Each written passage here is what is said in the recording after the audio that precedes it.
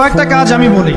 প্রথম কাজ হচ্ছে নিয়াত করতে হবে যে এই রমাজানটাতে আমি আমার সমস্ত গুনাহ মাফ করানোর চেষ্টা করব।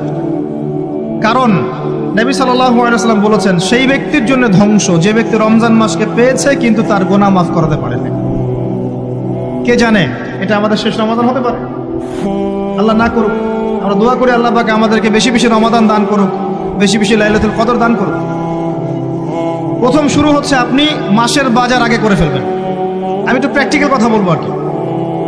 আপনি রমাদান মাসের বাজার এই শাবান মাসে করে ফেলার চেষ্টা করেন, পারলে ঈদের শপিংটাও করে ফেলার চেষ্টা করেন। রমজান মাসে বেশি বাইরে যাবেন এবং টাকা পয়সা নিয়ে গিয়ে যে স্ত্রী সন্তানের হাতে দিয়ে দিবেন না, যাও বাইরে গিয়ে মার্কেটিং করে আসো, এই ভুলটা করতে যান। নিজে পরিবেশ নষ্ট করবে, রোজার যে আধ্যাত্মিকত্ব নষ্ট হবে, আরো হাজারটা যুবকের চোখের জানা করা প্রয়োজন নাই। আপনি পরিবারের কর্তা, লিস্ট করে ফেলেন, আপনাকে আল্লাহ পাক যতটুকু সামর্থ্য দিয়েছেন মূল জিনিসগুলো কিনে রেখে দেন, আর বাকি টুকটাক বাজার আপনি করবেন। আর যখন বাজারে যাবেন একটা দোয়া করবেন, আপনি 10 লক্ষ নেকি পাবেন ইনশাআল্লাহ। কত লক্ষ? 10 লক্ষ। দোয়াটা শিখাচ্ছি। দোয়াটা হচ্ছে লা ইলাহা ইল্লাল্লাহ ওয়াহদাহু লা শারীকা লাহ লাহুল মুলক ওয়া লাহুল হামদ ইউহয়ী ওয়া ইউমীত ওয়া হুয়া হাইয়ুন লা ইয়ামুত বিয়াদিহিল খায়রু কুল্লুহু ওয়া হুয়া আলা কুল্লি শাইইন কাদির।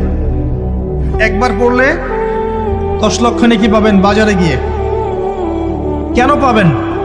কারণ বাজার সবচেয়ে নিকৃষ্ট জায়গা, যেখানে গেলে মানুষ আল্লাহকে স্মরণ করে না। সেখানে গিয়ে আপনি আল্লাহকে স্মরণ করেছেন, এই জন্য আল্লাহ পাক নেকি দিবেন ইনশাআল্লাহ।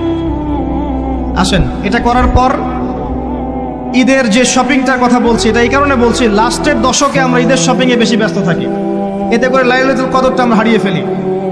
লাস্টের দশক আমরা হয় ইতিকাফ করব, না হলে বাসায় নামাজ পড়বো, পরিবার বর্গকে নিয়ে রাত জাগবো। পারা যাবে ইনশাআল্লাহ? তারাবির নামাজ তো পড়বোই ইনশাআল্লাহ জামাতে।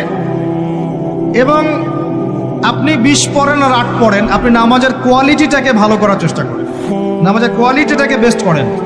ধীরে ধীরে তেলাওয়াত করেন, ধীরে ধীরে রুকু সেজদা করেন, নামাজটাকে এনজয় করেন।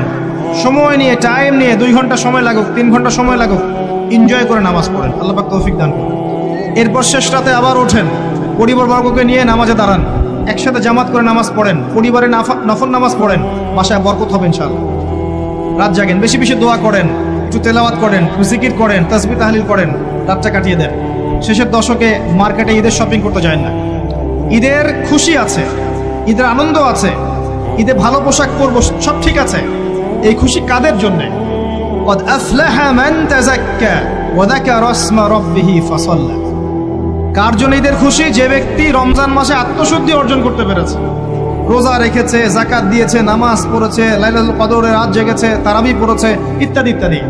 এই ব্যক্তি আত্মশুদ্ধি অর্জন করেছে, এই ব্যক্তির জন্য ঈদের খুশি। যে রমজান মাসে সিনেমা দেখেছে, সিনেমার শুটিং করেছে, পর্নোগ্রাফি দেখেছে, সুদ খেয়েছে, শিরক করেছে, বেদাত করেছে, হারাম খেয়েছে, এর জন্য ঈদের খুশি। মানুষকে ঠকিয়েছে, ব্যবসায় মাল কম দিয়েছে, পণ্য মজুত করেছে, ইচ্ছা করে দ্রব্যের দাম বাড়িয়েছে, সরকারকে বিব্রত করেছে, জনগণকে দুর্ভিক্ষের দিকে ঠেলে দিয়েছে, এদের জন্য ঈদের খুশি? কখনো না। ঈদের খুশি তাদের জন্য যারা আত্মশুদ্ধি অর্জন করতে পেরেছে। আল্লাহ পাক বোঝার তৌফিক দান করুন, আমিন। এটা প্রথম টিপস দিলাম আপনাকে।